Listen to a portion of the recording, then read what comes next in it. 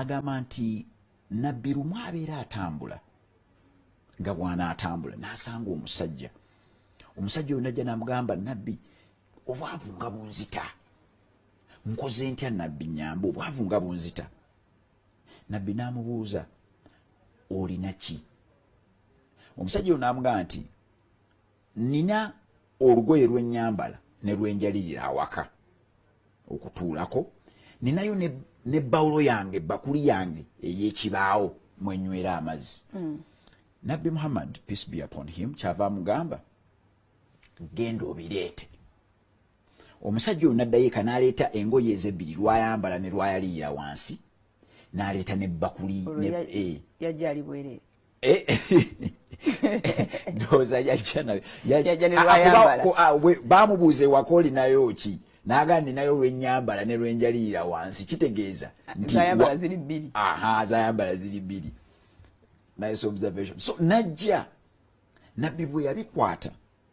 nabbi n'abi auctioninga yabuuza ani ayinza okugula kino oli n'aganze nkigula ddiramu emu ddiramu emu omulundi gumu ddiramu emu omulundi ebiri oli n'aganze nkigula ddiramu bbiri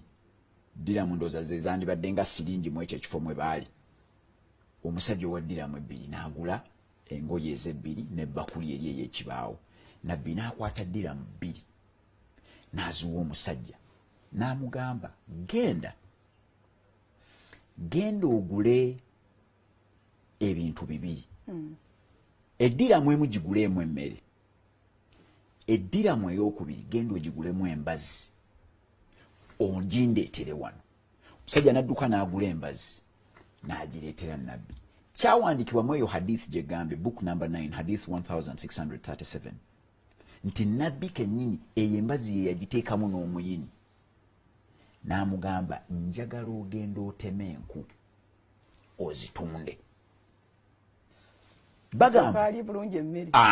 omusajja n'agenda n'alya ndooza ku mmere n'agenda n'atema enku n'akola ddiramu ndooza nga 13 yakomawo bagamba yakomawo nga tamanyi bwayinza nakwebaza nabbi Muhammad peace be upon him naye eyo yonna story bw'ogisoma it is just one story it can be written on one page naye lessons za business n'okwekozesa na biki eziri awo zikola degree number ekyokuyigira ddala kye nalaba ekisooka lwaki nabbi Muhammad peace be upon him teyagamba musajja oyo genda onoonya obupoota genda onoonya omulimu bakukozesa ku lwaki kuba nabbi naye akimanyi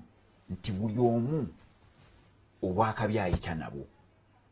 era buli omu ebyakabi bimwetoolodde kuba gwe obadde okimanyi nti engoye ze n'ebbakuli ye mwalimu ddiramu bbiri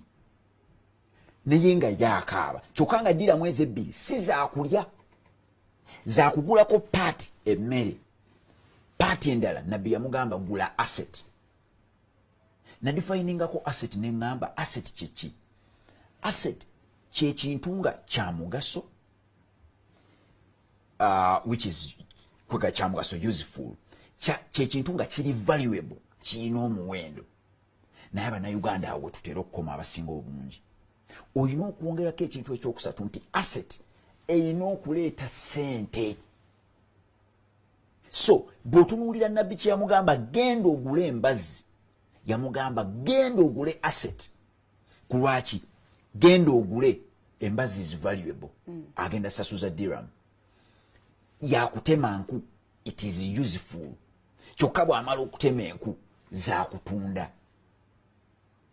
kitegeeza nti twandibadde bwe tubeera ne ssente kasita tumala okuggyako okulya nga wano tussaawo kunoonya assets okitegeera kati bw'amala okugula embazzi njagala otunuulire kino bw'amala okugula embazzi bamugamba otunde enku kitegeeza nti bw'onoova mu kwekozesa n'osala ekkubo oyina okubaako ky'otunda bw'onoova nga bakukozesa n'ogaa kati kaŋŋende neekozese olina okubaako ky'otunda nabbi Muhammad peace be upon him ekintu kye yamugamba okutunda yamugamba tunda nku n'enku nso njagala ozikwata nzikoleko analysis energy. Energy is neither created nor destroyed. Enkuba azaagala mu biseera bya nabbi ne kati bwe tuva wano fefe n'emmere gye tunaalya egenda kufumbibwa ku nku. Ne bw'onoogamba nti ofumbisizza amanda z'enkwenjokye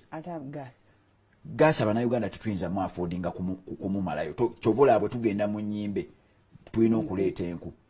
Gas is good but it's not sustainable. Amasannyalaze ge tulina Abannayuganda olaba tukaabayaka nga tuli ku ttaala kati geza oteekeko kuuka wali olyoka owulire. Kitegeeza ki nti energy abamuyingiddemu bakyakola ssente. Naye lesson gye njagala okuyigiriza ddala Abannayuganda okusinga ye lesson gye bayita the value chain. Lwaki nabbi teyamugamba genda osimba emiti, bw'omala okusimba emiti gikule, bwe gimala okukula ogiteme, bw'omala ogitema ogyanike, bwe gimala okukala ogibajjebajjemu enku olyoka ozitunde. Yamugamba genda oteme enku ozitunde. Kitegeeza waliwo already yasimba emiti ng'ono bwajja oli n'emiti yagitema ne gikala. Ono bwajja agenda kutemamu butemi nku. Abannayuganda bwe tuva mu employment ne tusala ekkubo ne tujja mu self employment abasinga obungi value chain yonna bagiyingira. Ayagala anoonya akakoko ke bayita one day old chick kajje nga kakola kiyo kiyo kiyo kiyo kiyo akateeka awantu akalabeko nga kabuguma akalabeko nga kakula